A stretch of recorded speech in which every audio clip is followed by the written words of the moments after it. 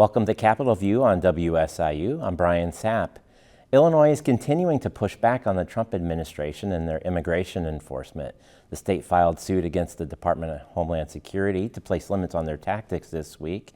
And we're nearly a month away from the beginning of, or we're just about a month away from the beginning of early voting in Illinois for the March primary. We'll take a look at how the race is shaping up. Actually, quite a few races. Our guests today are John Jackson. He's the visiting professor for the Paul Simon Public Policy Institute. And we're joined by Peter Hancock of Capitol News Illinois, their State House reporter. John and Peter, welcome to the program. Glad to be here. Good to be here. Well, let's get to it. Lots of things going on this week. It was kind of hard to pick where we want to start, but the nation's watched for a year as President Trump has tried to meet his campaign promises of immigration enforcement, and it's been a lot of chaos as we look at the news and watch the news, and that chaos hit the streets of Chicago this last fall. And then last week, our eyes turned to Minnesota and the death of Renee Good. John, the state has filed suit against the DHS, Kristi Noem, and Mr. Bovino. Is Illinois do they have any opportunity to kind of put a check on what the federal government is doing? Well, Brian, as you know, if you watch any kind of news on television, or if you pay attention to social media, or if you just are alive last week, you know that the week was just absolutely dominated by this case out of Minneapolis, where an ICE agent shot and killed a demonstrator, and the runs and reruns of that have been all over. I've looked at it from every angle, and one of those angles was provided by the ICE demonstrator. And the Secretary of Homeland Security, the head of ICE, and even the President of the United States very quickly, within an hour, starting with the Secretary, had rendered judgment that the woman was, a number of adjectives and charges have been made, a domestic terrorist, or that she posed a very serious, life-threatening kind of force there that made the agent do what he did, and that he was totally justified in doing that. Other demonstrators and other critics and people just looking at that video drew exactly the opposite and said that Ms. Good was clearly not a threat, that she was just acting on her right to demonstrate. And the irony is the last recording of the guy who shot her was, she was saying to him, quote unquote, "I'm not mad at you," unquote. And that has kicked off a national debate that was already well underway. Mass demonstrations in Minneapolis up through last night, demonstrations in Chicago, New York, and all across the big cities particularly. And the state and local officials in Minnesota as well as in Illinois, and they say that this is what happens when you send in ICE with the kind of tactics, the kind of training they have, and with no clear rules of engagement, and the critics would say not nearly enough controls on how ICE handles demonstrators. And this parallels what's happened earlier in Chicago and in Illinois. We were just simply ahead of that in the sense that we had the battle mostly, the one in the courts mostly focused originally on the role for the National Guard. And the National Guard was the subject of the case that went to the United States Supreme Court. And interestingly enough, the Supreme Court sided ultimately with Illinois and said that Illinois was right in saying that the application of the National Guard was not really warranted under these conditions that faced the federal government as they tried to do the roundups and as they were doing what ICE does in the case of Chicago. So we were much further along legally, I think, than Minnesota was up until last week. As a result of last week, Illinois has filed a case and Minnesota has filed a case where they're basically saying you've simply got to have some rules of engagement. You've got to have the rules of the game. Both sides have got to understand them, and that we're way too far into this now without some kind of, I'd say, pullback from the kinds of things that ICE is doing, because the studies that have been shown, have been done, have shown that this is not the worst of the worst by any stretch of the imagination, and by most of the studies that have been done have found a handful of hardened criminals and certainly ordinary people otherwise. And I think the media certainly have spread that word, and people with their lived experiences have said these are just plain folks. The guy that got killed in Chicago was taking his daughter to elementary school that morning. So that debate goes on. We'll see the outcome slowly but surely in the court system for either the Minnesota or the Illinois cases. Peter, I wanted to kind of talk about things that Illinois has been trying to do, some other things. They created the accountability committee, and they passed some laws in the session. Have we seen any impacts from those yet? And what are you seeing from the State House when it comes to immigration?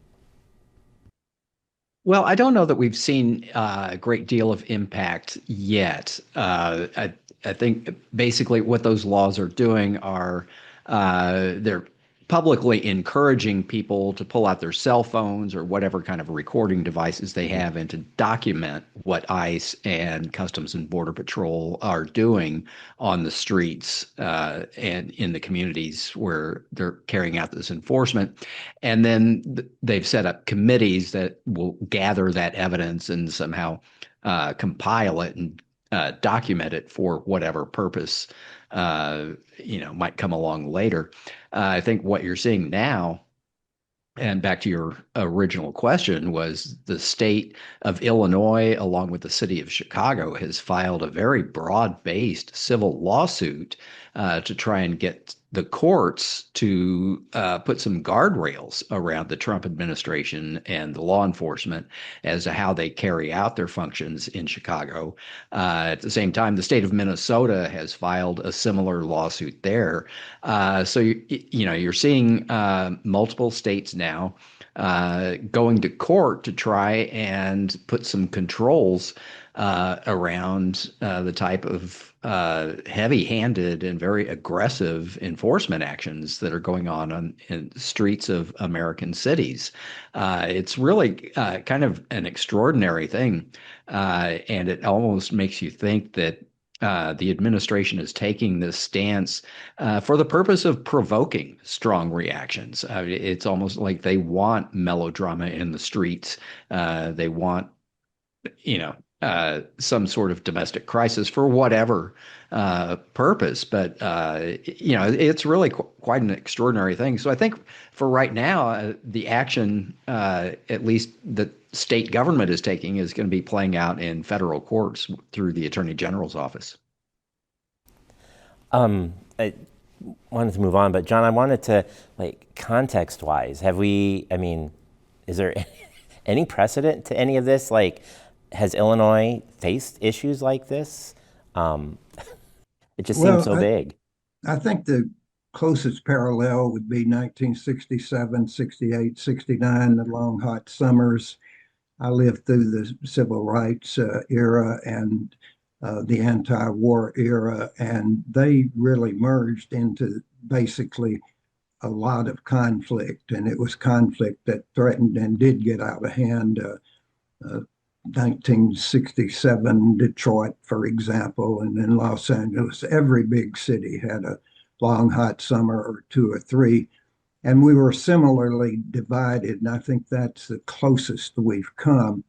The federal government played quite a different role in all of that, though. And at that point, it was the expansion of individual rights, women, minorities, anti-war people.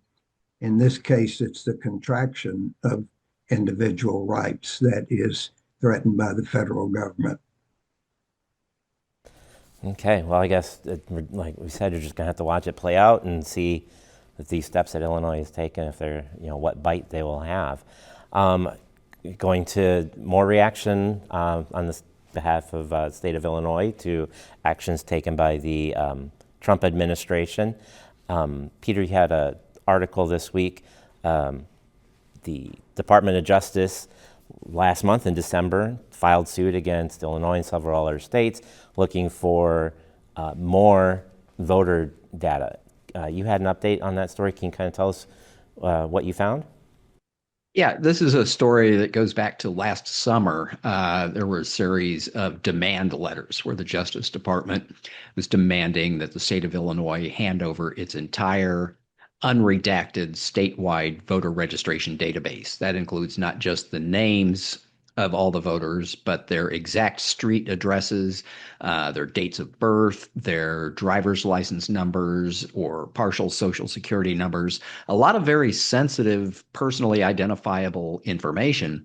They were demanding that the state just hand this over. And it wasn't just Illinois. They've been doing this up in upwards of 40, I think maybe 43 states. They've the Brennan Center for Justice at NYU has been keeping track of it, and they've documented at least that many states that have gotten demand letters. Some states, most states, have handed over partially redacted databases, including the state of Illinois, that has the names of all the voters. It doesn't have their exact street address, but it'll tell you what street they live on, maybe what zip code they live in. Does not include their dates of birth, and it does not include driver's license or social security numbers, which I talked to one national expert. He referred to those as the holy trinity of identity theft. Other people, called it a hacker's dream. There are a lot of, just very basic privacy concerns about handing over that kind of data to the Justice Department, which, according to a lot of national experts, has no statutory authority to be asking for it. So some states have handed over partial information. Some states have handed over everything the Justice Department has asked for. But there are 23 states, including Illinois, that are now being sued for trying to get, a judicial order to hand over all of the information. Not surprisingly, all of the states that have complied with the request tend to be Republican states, and the states being sued, with the exception of Georgia and I think maybe New Hampshire, are Democratic-led states. And this appears to be, although the Justice Department and the Trump administration are being kind of opaque about what they're after, it appears to be a nationwide effort for the Justice Department and the Trump administration to take over the function of cleaning up voter registration rolls. There are federal laws that say states have to have a regular program of cleaning up the rolls, taking off dead people, taking off people who've moved away from whatever address they're listed at. And the Trump administration seems to want to take that over at the federal level and so that they can do a massive purge of the voter registration lists ahead of the 2026 midterm elections. And it doesn't take a big stretch of the imagination to put two and two together. We've got this going on with voter registration databases. There are efforts in many states, especially Republican-led states, to engage in mid-decade gerrymandering to tip the scales in favor of Republican candidates. The Trump administration appears to be very afraid of what could happen in the 2026 midterm elections. And if they lose control of Congress, especially the House of Representatives, and he said publicly that he's afraid of nonstop investigations and possibly another impeachment proceeding.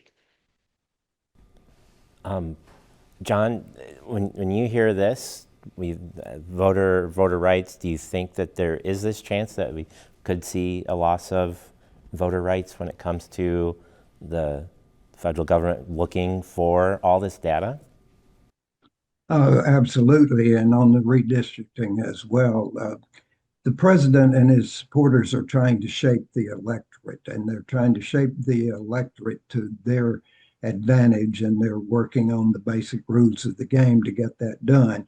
And everything that Peter talked about is an effort in that direction.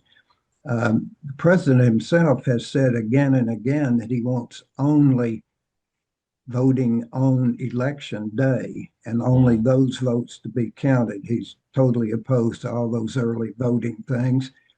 And that would undoubtedly give him some real advantages, and the Republicans on the shaping of the districting, which is unprecedented for it to be done halfway through the census year. So all of that is the macro view about shaping turnout for next midterm elections. You talk about the mail-in ballots that start soon. We're going to talk about the elections here in a minute, but there's a story I saw that the post office is going to change how they do postmarks. That doesn't necessarily mean the day that it was dropped into the mailbox. And I believe some Illinois state clerks are going to have to, they're having a press conference later this week, so we'll have to see what they say and how that affects things. Again, just a lot of wait and see. I wanted to move on to election. The elections are coming up. I believe mail-in balloting starts early February. John, we haven't talked a lot the past few weeks about the election. The candidates have been kind of quiet. You had some ideas that you wanted to share with us as we start looking at the Republican field. Let's start there. Well, the election is on us. It's 2 months away. March the 17th, just around the corner, and it's been quiet, unusually quiet so far, I would say. One of the reasons it's not been really the kind of governor's race you would expect at this point is a tragic thing that happened to Darren Bailey, the loss of his son and his daughter-in-law and 2 of his children.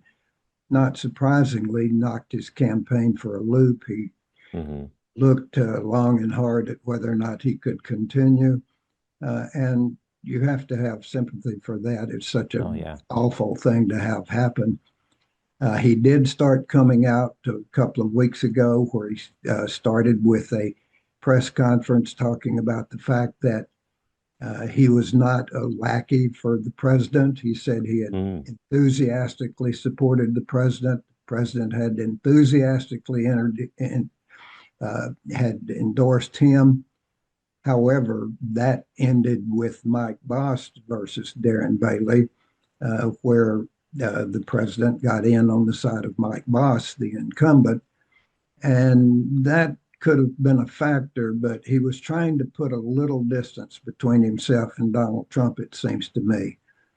Now, I think that there are, who knows, I've not looked it up, 3 major other candidates and other minor candidates for the Republican nomination, but I think the clear favorite's got to be Darren Bailey. He's run statewide. He's run in this congressional district here.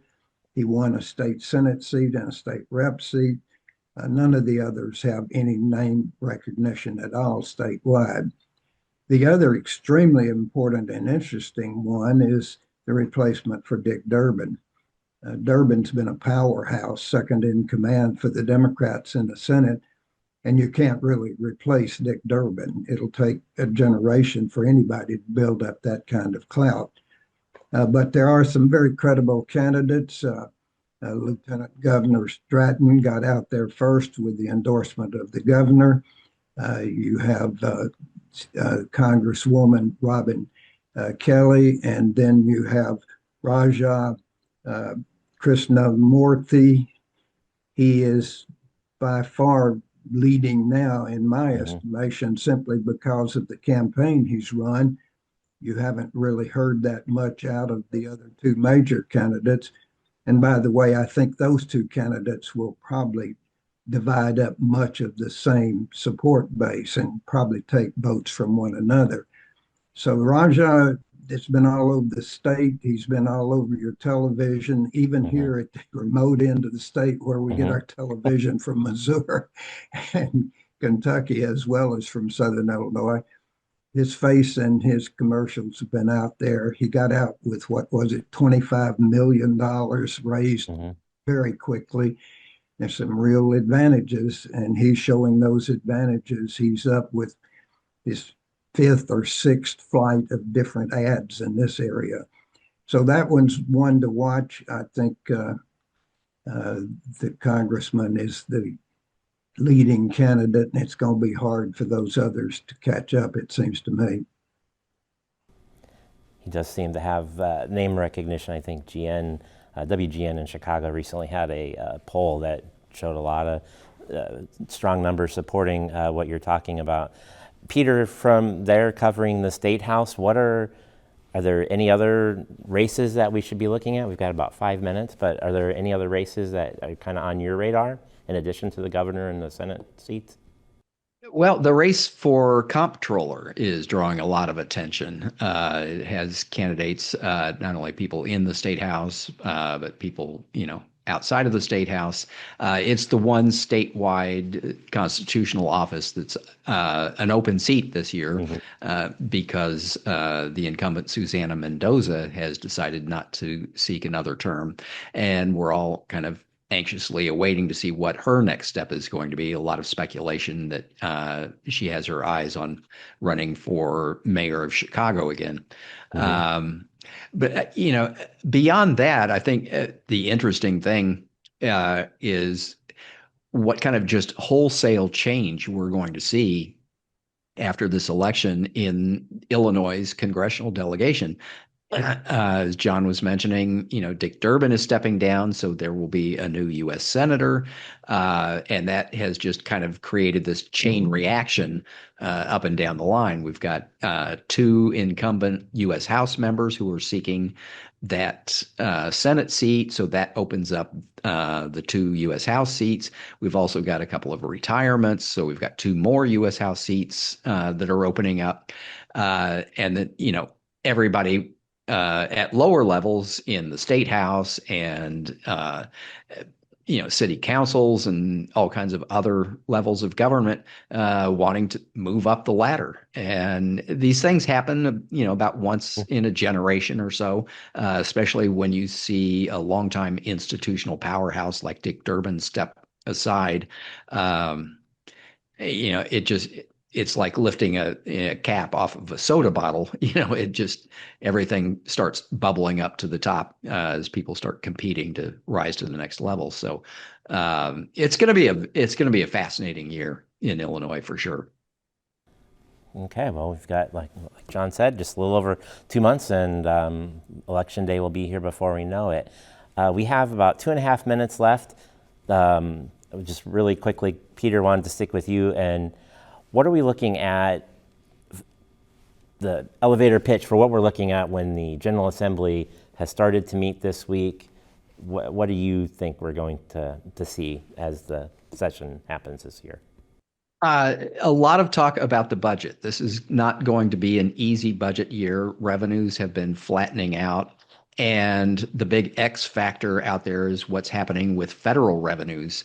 The one big beautiful bill, H.R. 1, that Congress passed back last summer is going to have a huge impact on the state budgets. Maybe not immediately. Maybe it might take a year, but there are going to be big changes in federal contributions to Medicaid, big changes in other kinds of social service programs, food stamps, other kinds of welfare programs. There's going to be a big shift in the relationship between the states and federal government in terms of funding safety net programs like that. And it's going to be very difficult. And I think right now we're seeing the Illinois State Board of Education. As we're recording this, they are about to vote on their budget request for the upcoming year. It's going to be a very lean times. There's just not a lot of new money to be thrown around, and any additional money that is out there, people are sitting on very tightly because they don't know what's going to happen with the federal government. Okay. Well, we've got about 50 seconds left, and I think we'll just have to leave it there. The Senate meets this week, and they'll wrap up by the time this airs, and then next week we get to House, and we'll just continue to cover these topics. That's it for this week's edition of Capitol View. Thank you for joining us. On behalf of John Jackson and Peter Hancock, I'm Brian Sapp. Thank you for joining us on Capitol View.